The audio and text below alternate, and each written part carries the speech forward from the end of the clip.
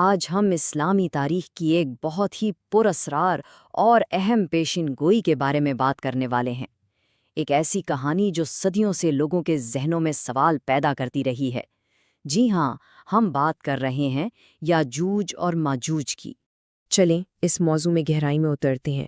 بات شروع کرتے ہیں قرآن پاک کی ایک بہت ہی دلچسپ آیت سے، ایک ایسی مخلوق کا ذکر جس کے بارے میں کہا جاتا ہے کہ وہ ایک بہت ہی مضبوط نہ توڑی جانے والی دیوار کے پیچھے قید ہے۔ تو یہ مخلوق کوئی اور نہیں بلکہ یاجوج اور ماجوج ہیں۔ قرآن اور حدیث میں جب بھی ان کا ذکر آتا ہے تو ایک ایسی قوم کے طور پر جو بہت فساد پھیلانے والی ہے، تباہی مچانے والی ہے، اور ان کا دوبارہ ظاہر ہونا اسے قیامت کی بڑی نشانیوں میں سے ایک مانا جاتا ہے۔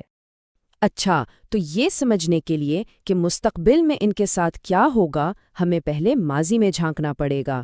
ہمیں یہ جاننا ہوگا کہ آخر یہ قید ہوئے کیسے، اور اس کے لیے ہمیں سیدھا قرآن کی سورت الکہف میں جانا ہوگا، جہاں ذوالقرنین کا مشہور واقعہ بیان کیا گیا ہے۔ روایات بتاتی ہیں کہ یاجوج اور ماجوج یہ ایک ایسی قوم تھی جو بس زمین پر فساد اور شر پھیلانے کے لیے ہی جانی جاتی تھی۔ مطلب جہاں بھی ان کا گزر ہوتا تھا وہاں صرف ظلم اور تباہی ہوتی تھی، اور ان کے آس پاس رہنے والے لوگ ان سے بہت ہی زیادہ تنگ تھے۔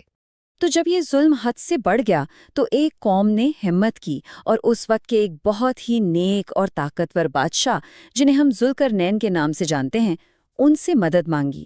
ذوالقرنین نے ان کی مدد کا فیصلہ تو کر لیا، لیکن ان کا طریقہ بہت ہی الگ تھا۔ انہوں نے ایک ایسا زبردست منصوبہ بنایا جس کی کوئی مثال نہیں ملتی۔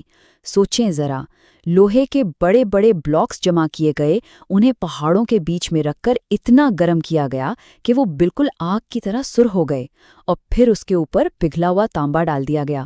اس طرح ایک ایسی دیوار بنائی گئی جسے پار کرنا سمجھیں کہ ناممکن تھا۔ یہی وہ عظیم دیوار ہے جسے قرآن میں صد کہا گیا ہے۔ یہ دیوار یاجوج ماجوج اور باقی دنیا کے بیچ ایک ایسی رکاوٹ بن گئی جسے کوئی پار نہیں کر سکتا تھا۔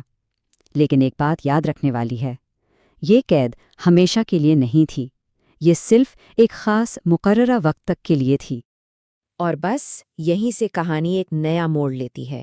یہ ماضی سے نکل کر سیدھا مستقبل کی ایک بہت بڑی پیشن گوئی بن جاتی ہے۔ تو سوال یہ پیدا ہوتا ہے کہ وہ وقت کب آئے گا؟ یہ دیوار آخر ٹوٹے گی کب؟ دیکھیے، اسلامی روایات ہمیں بتاتی ہیں کہ ان کا باہر آنا کوئی عام واقعہ نہیں ہوگا، یہ اچانک نہیں ہو جائے گا، بلکہ یہ قیامت کے نزدیک ہونے والی نشانیوں کی ایک پوری ترتیب کا حصہ ہے۔ جب اللہ کا حکم آئے گا تبھی یہ دیوار ٹوٹے گی، اور پھر یاجوج ماجوج ہر طرف سے ایک طوفان کی